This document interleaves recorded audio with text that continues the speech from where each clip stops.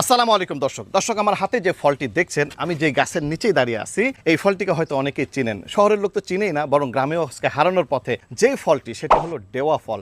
বিভিন্ন নামে একে ডাকা হয়, ডেওয়া, ডেউহা, ঢেউহা। আবার এটাকে চট্টগ্রামের আঞ্চলিক ভাষায় বলা হয় কত্তা ফল, যেটিকে ইংরেজিতে বলা হয় মাঙ্কি জ্যাক, বা এটাকে বুনো কাঁঠাল নামেও পরিচিত। এই কাঁঠালটি কাঁঠালেরই পরিবারভুক্ত ছোট ভাই বলতে গেলে। এই ফলটি অত্যন্ত নিরাপদ, টক মিষ্টি স্বাদের এবং অনেক গুণ সম্পন্ন, যা মানুষের জন্য অত্যন্ত উপকারী। অথচ আজকে এই ফলটি হারানোর পথে। অনেকেই আমরা চিনি না বা জানি না যে ফলটি কাঁচা অবস্থায় থাকে সবুজ, পাকলে হয়ে যায় হলুদ, এবং এটি নরম এবং টক মিষ্টি স্বাদের। এই ফলটি কেন খাবেন আপনি?